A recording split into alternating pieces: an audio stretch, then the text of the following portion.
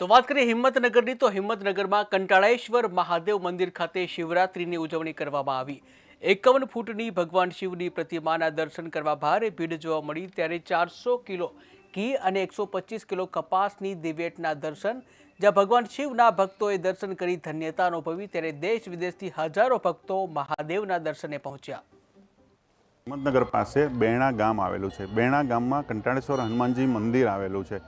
એ હનુમાનજી મંદિરના પરિસરમાં અલગ અલગ દેવી દેવતાઓના મંદિર આવેલા છે, જેમ કે વૈકુંઠધામ આવેલું છે, વિષ્ણુ ભગવાનનું મંદિર છે, શિવાલય છે, ગાયત્રી માતાનું મંદિર છે, વિશ્વકર્મા ભગવાનની વિરાટ મૂર્તિ છે, ખોડિયાર માતાનું મંદિર આવેલું છે, ગણપતિ ભગવાનની મૂર્તિ આવેલી છે, નાગદેવતાનું મંદિર છે, અલગ અલગ દેવી દેવતાઓના મંદિર આવેલા છે। અહીં આગળ શિવજીની 51 ફૂટ ઊંચી પ્રતિમા આવેલી છે, જેમાં 1000 સહસ્ત્ર લિંગ સ્થાપિત કરવામાં આવેલા છે।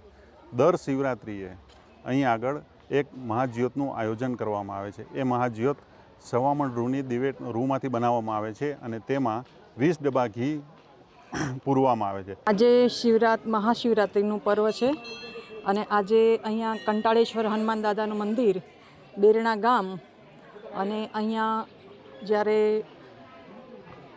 રૂની દિવેટ અહીંયા થાય છે અને ખૂબ અહીંયા શાંતિ લાગે છે। આપણા એ છે ત્યારે અહીંયા જ્યોત પ્રગટાવવામાં આવે છે અને અહીંની જે અનુભૂતિ છે એ તો અવલૌકિક છે।